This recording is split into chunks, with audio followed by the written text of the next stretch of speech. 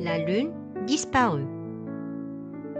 Il était une fois, au fin fond du monde, un petit village suédois blotti entre les collines.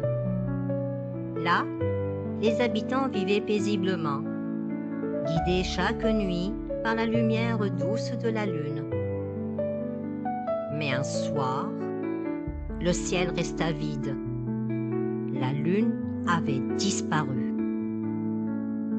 Dans le silence inquiet, un jeune garçon nommé Nolan Eddy leva les yeux au ciel.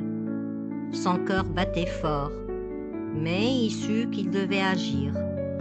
Sans la lune, les rêves s'éteindraient et le village perdrait sa sérénité.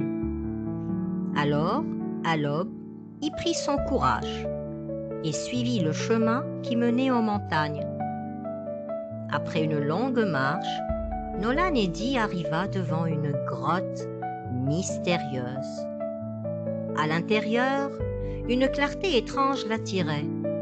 Mais pour avancer, 3 enchevêtrements se dressaient devant lui. Le premier était un labyrinthe de cordes nouées. Nolan Eddy ferma les yeux, respira profondément et comprit que la patience était la clé. Doucement, avec ses petites mains, il défit les nœuds, un à un.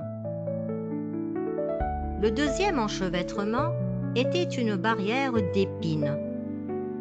Elle semblait infranchissable. Mais en observant bien, Nolan Eddy vit un passage étroit, caché dans l'ombre. La persévérance ouvrit la voie.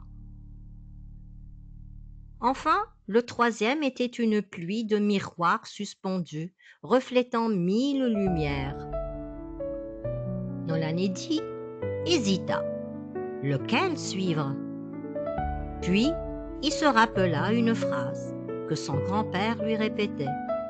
Le vrai chemin est celui qui mène à ton cœur. Alors, il avança droit devant, sans peur. La grotte s'illumina. Au centre, flottait la lune, prisonnière d'un voile sombre.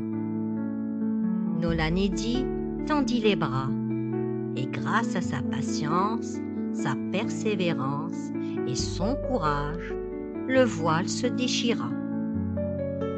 La lune retrouva sa liberté et monta dans le ciel. Cette nuit-là, le village s'éclaira de nouveau.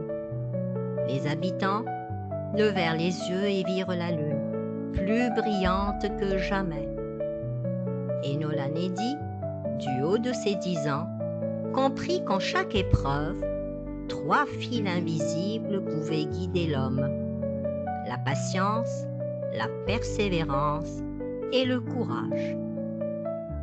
Depuis ce jour, chaque fois que la lune brillait, les villageois se rappelaient l'histoire du petit garçon qui avait osé défier l'obscurité pour ramener la lumière.